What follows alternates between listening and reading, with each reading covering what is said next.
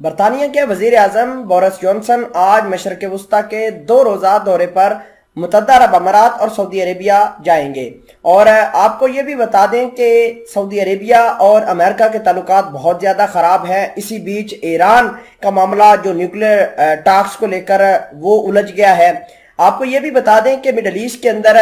حالات کافی بدلتے ہوئے نظر آ رہے ہیں، کیونکہ 2 روز قبل ایران نے 12 میزائلیں امریکہ کے قونصل خانے پر داغ دی تھی، جس کے نتیجے میں امریکہ کافی بھڑکا ہوا ہے، اور وہاں ایران نے دعویٰ کیا ہے کہ ہم نے 9 سے زیادہ جو موساد کے ایجنٹس جو کہ عراق کے اندر امریکہ کے قونصل خانے میں رہائش پذیر تھے ان کو مار گرایا ہے۔ ان بدلتی صورتحال کو دیکھ کر جو تیل کی تنصیبات ہے ان کو بھی خطرہ لاحق ہو گیا ہے۔ سعودی عربیہ کے شہزادہ محمد بن سلمان اور جو دبئی کے کراؤن پرنس ہیں انہوں نے امریکہ کے ساتھ بات چیت کرنے سے انکار کر دیا ہے۔ اور آپ کو یہ بتا دیں کہ تیل جب سے تیل کی پرائسز اوپر گئی ہیں تب سے امریکہ کافی ہڑبڑایا ہوا ہے، کیونکہ امریکہ نے جتنی بھی امپورٹ آئل کی رشیا سے کرتا تھا وہ روک دی ہے۔ اس کے علاوہ امریکہ نہیں بلکہ یورپ کے دیگر ممالک بھی اس کا جو خامیازہ ہے وہ بھگت رہے ہیں۔ ناظرین اکرامی، اس کے علاوہ بہت کچھ آج کی اس ویڈیو میں ہم آپ کے ساتھ شیئر کریں گے اور آپ کو بتائیں گے کہ بورس جانسن کس طرح سعودی عربیہ اور مڈل ایسٹ کے جو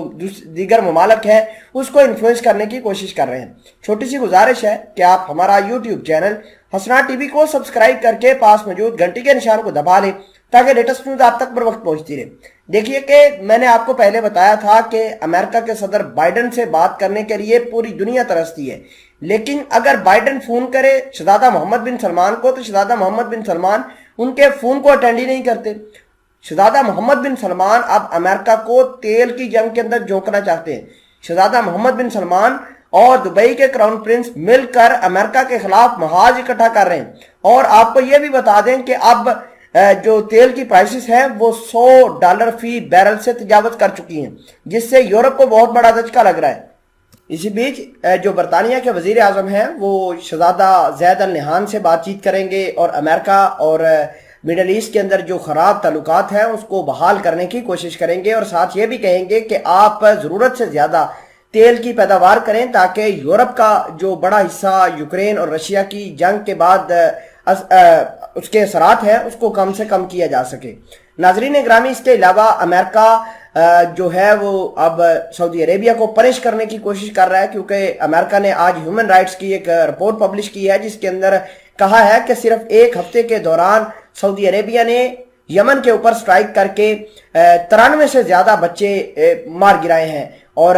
یہ معاملات جو ہے سعودی عربیہ کے گلے پڑ سکتے ہیں۔ اگر ہم بائیڈن کی بات کریں تو سعودی عربیہ اس وجہ سے بائیڈن سے خفا ہے کیونکہ صدر بائیڈن نے جب اپنی الیکشن کی کمپین کی تھی تو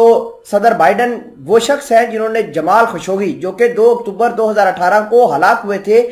ان کے قتل کا ذمہ دار بھی شہزادہ محمد بن سلمان کو ٹھہرایا تھا۔ یمن کے اندر جو جنگ ہو رہی ہے اس کے ذمہ دار شہزادہ محمد بن سلمان کو ٹھہرایا گیا ہے، اور ڈونلڈ ٹرمپ نے جو اسلحے کی ڈیل شہزادہ محمد بن سلمان کی $10 بلین کی تھی وہ بھی بائیڈن نے آ کر کینسل کر دی تھی۔ آپ کو یہ بھی بتا دیں کہ امریکہ لگاتار جو مڈل ایسٹ سے اپنا اثر و رسوخ ختم کر کے ایشیا کی طرف لانے کی کوشش کر رہا تھا تاکہ وہ چائنا جیسے ملک کو کنٹین کرے، لیکن بات یہ ہے کہ امریکہ کو یہ پتہ نہیں ہے کہ مڈل ایسٹ کے پاس آئل جیسا بڑا ویپن ہے۔ اگر وہ اپنے اس تیل کے جو ویپن کو استعمال کریں تو امریکہ چند گھنٹوں کے اندر گھٹنوں پر آ سکتا ہے۔ جیسا کہ ابھی جو تیل کی قیمتیں اوپر گئی ہیں تو امریکہ چونکہ رشیا سے بھی آلریڈی خفا ہے، اور رشیا اور سعودی عربیہ کے تعلقات بہت زیادہ اچھے ہو رہے ہیں، جس سے امریکہ کافی پریشان ہے۔ اگر ہم بات کریں ایران کی تو ایران کے معاملے کو لے کر امریکہ کافی پریشان ہے، کیونکہ نیوکلیر ٹاکس کے اوپر کوئی بات نہیں ہو رہی۔ اس کے علاوہ ایران نے 12 میزائلیں امریکہ کے قونصل خانے پر داغ دیں، جس کے بعد امریکہ کافی بھڑکا ہوا ہے اور مڈل ایسٹ کے اندر کوئی بڑی تباہی مچانے کی کوشش کرے گا۔